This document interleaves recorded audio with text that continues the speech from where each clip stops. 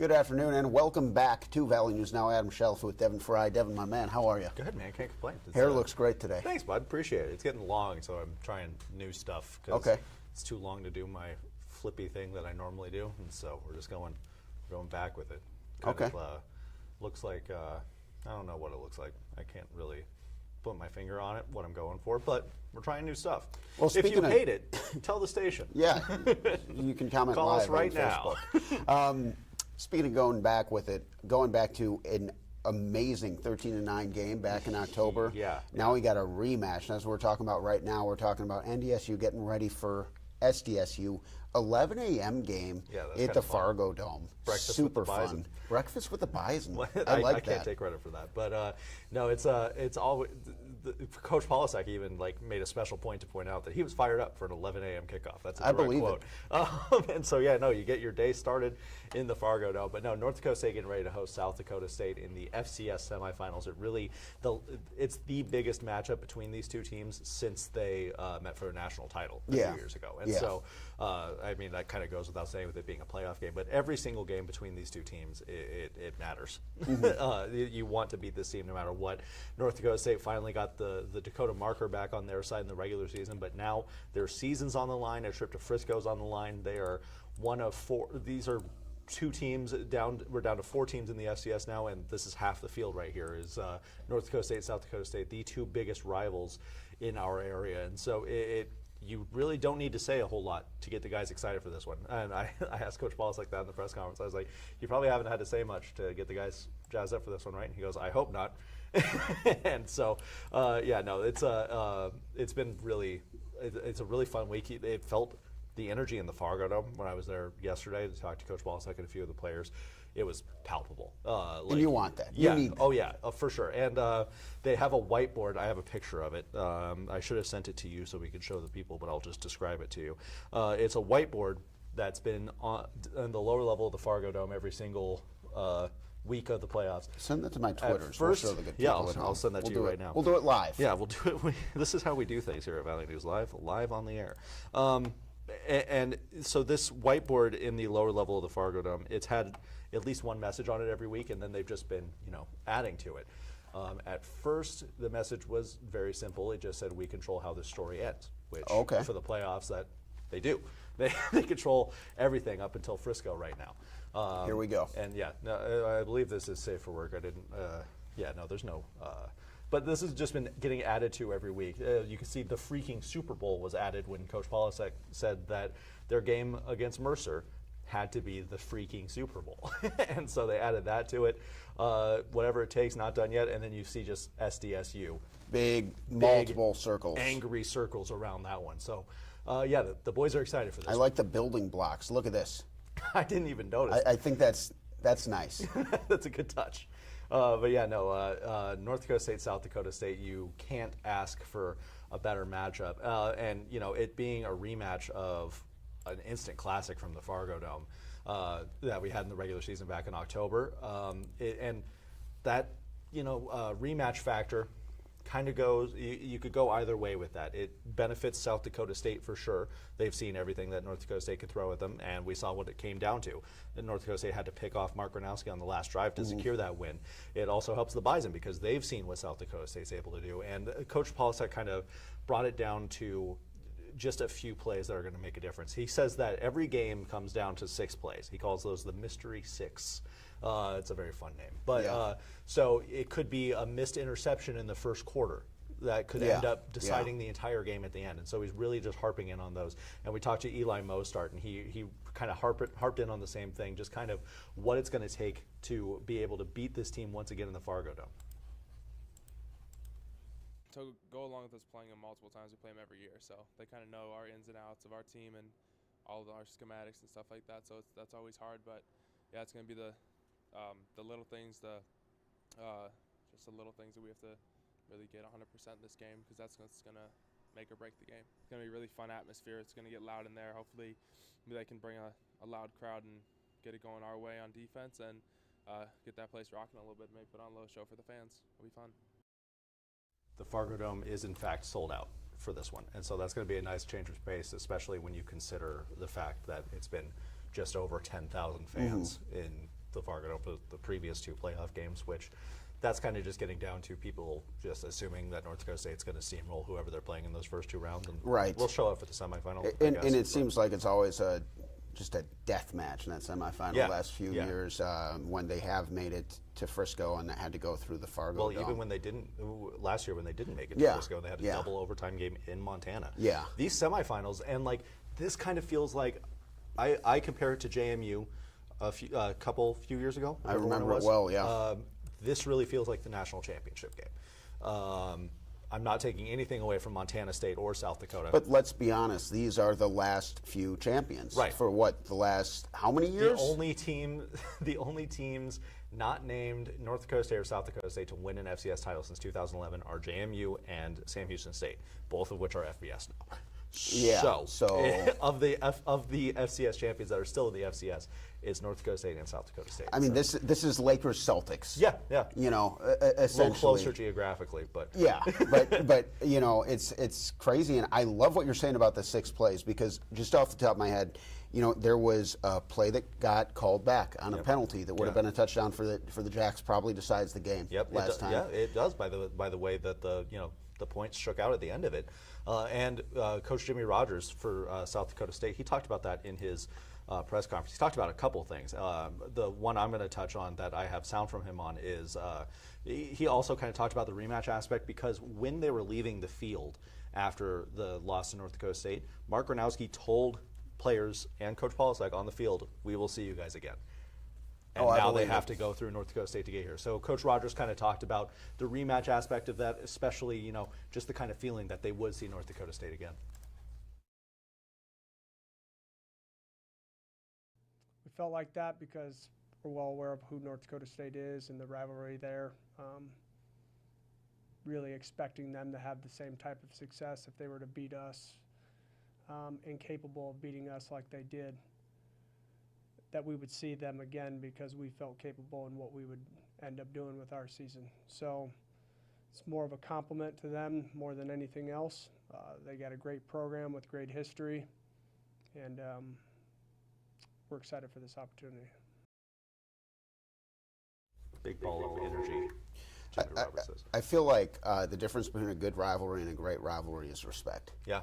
A good rivalry, you don't need respect. Right. It's just like, I hate those guys, and they hate us. Yeah. But a great rivalry has I hate those guys. I respect how good they are. Right. And we have to be perfect when we go to war. I hate to use this as a Bears fan, but like the Bears-Packers rivalry. Sure, it's a great rivalry historically, but like the Packers win every year. Yeah. And that team doesn't have to take the Bears seriously. Like Aaron Rodgers, we own them, right? This is a situation where even some of those years past, recent years, I should say, SDSU kind of putting the boot to butt a little bit. North Dakota State had a 5-game losing streak against South Dakota State that they ended this year. They ended it this year. This rivalry's gone back and forth, and you know, when it's 2 teams that are playing a really good brand of football, 2 teams that have built up their programs the right way. You know what I mean? Yeah. The emphasis is on recruiting and developing. They bring these kids in and they develop champions out of it, and they've done a great job doing that. And that's happened on both sides. And so, of course, that respect factor is there. But yeah, going off of that, when I was in college, our biggest rival, I played for Mayville State, for those that don't know, our biggest rivals were Valley City State. And I say rivals in kind of quotes because Valley City just always beat us. It wasn't really a rivalry. We just didn't like them. I don't know if they thought of us at all. But, but you guys didn't like them. No, correct. And so this is not that. This is 2 teams that are very even. This top 4 in the FCS right now is arguably the best we've seen a top 4 in quite some time. North Dakota State, South Dakota State, USD, and Montana State is a wagon. And so these guys are really, really solid. And that's what it's come down to. And South Dakota State, since the loss to North Dakota State, since they beat South Dakota, their offense has turned it on to a different level. They've scored at least 35 points in each game.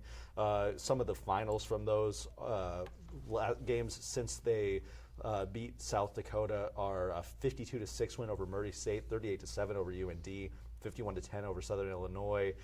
They beat Montana 35-18, and then Incarnate Word 55-14. Those are just in the playoffs alone. So the offense has really turned it on. And we talked to Coach Tim Polasek about just what he's seen from the offense. And of course, it always, just like it's supposed to with a Dakota State team, it comes down to just an improving running game. And so we talked to Coach Polasek just kind of about what he's seen from the South Dakota State offense since the last time that these two teams went head-to-head.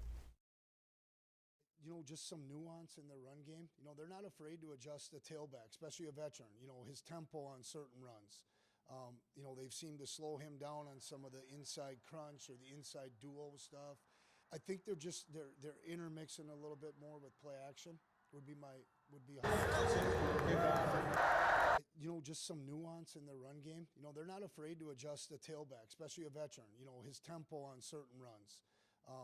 They've seemed to slow him down on some of the inside crunch or the inside duo stuff.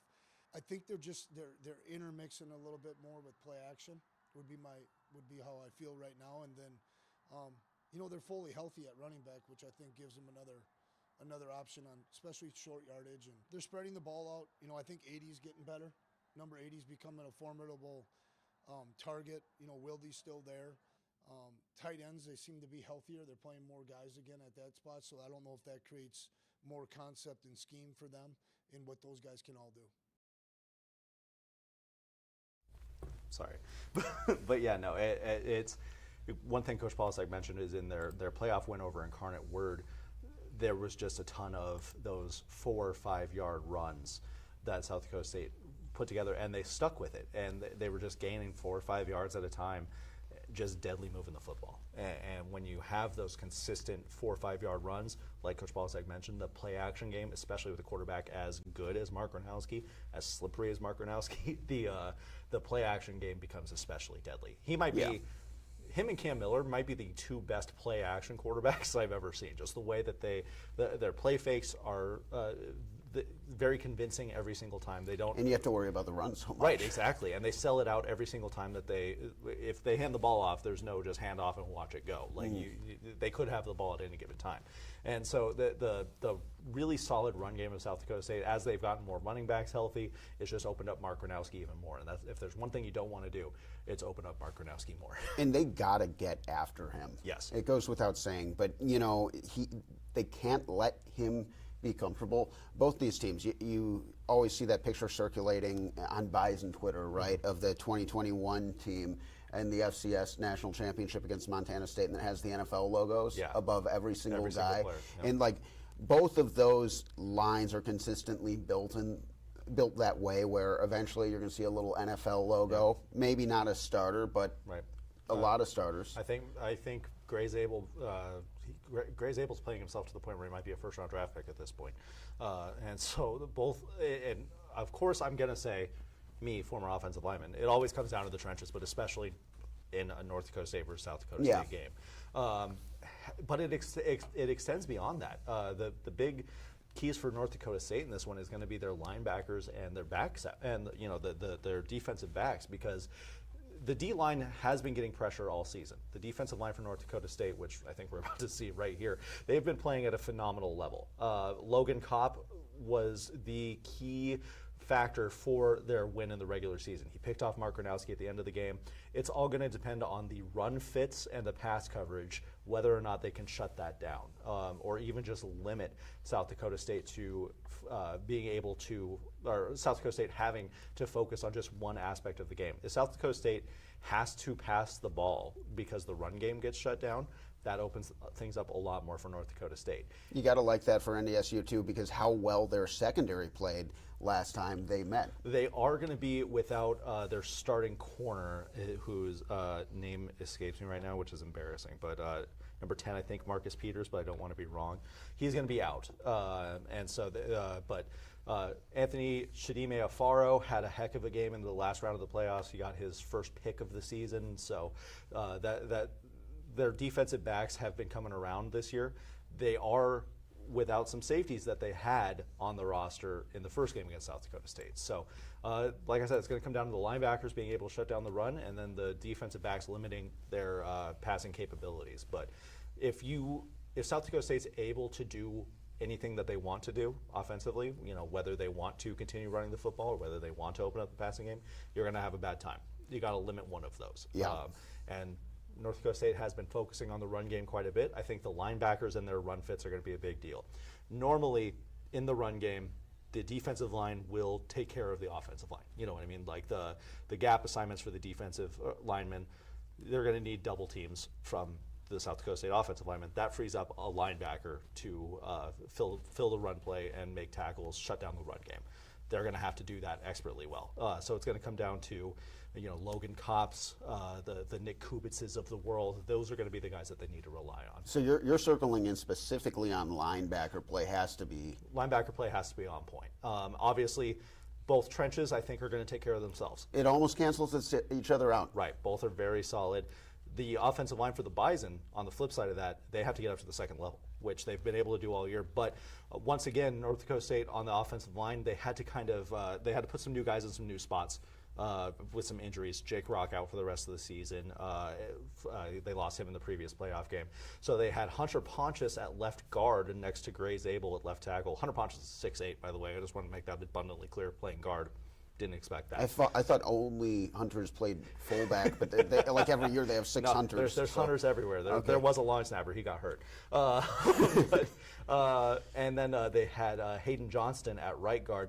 Hayden got beat on a few plays last week, but again, that Mercer defensive line, very, very solid. And so Coach Polisek said that they're rolling with the same group that they had last week, this week, not making any serious changes on that offensive line. And so I think now that they've had a week in these new positions to kind of adjust, that they'll be better. And we're going to hear from Hunter Pontius later this week. I talked to him just kind of about playing guard because that's new territory for him. Like I said, he's 6'8". That's a tackle, and they don't tend to move from there. But as we know, anybody on the Bison offensive line can play any position, including center.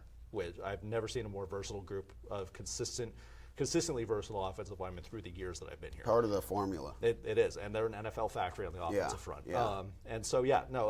The new look offensive line for the Bison, they're receivers for North Dakota State. I just want to make that like Bryce Lance has had a heck of a postseason as we expected. Bryce Lance went from a guy who had one catch on his career to one of their stars, week in and week out. And it's not just him either. Makai Collins had a heck of a game against Mercer.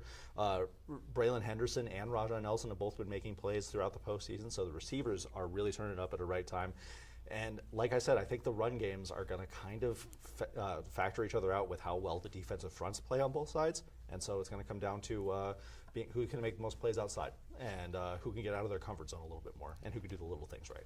Let me throw one X factor in. This isn't necessarily a key to the game, but I want your opinion, especially as someone who has dealt with rivalry games firsthand. Yeah.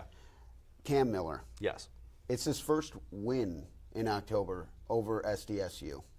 We've talked about physical comfort. We've talked about keeping your quarterback's shirt clean, but the mental comfort level, do you think that's perhaps elevated for a guy who finally gets that monkey off his back and now he's got a chance to, no matter what happens, this is his last game against the Jacks? I think that matters. And Cam is a very even-keeled guy. He always has been every single time we've talked to him up from his first few games.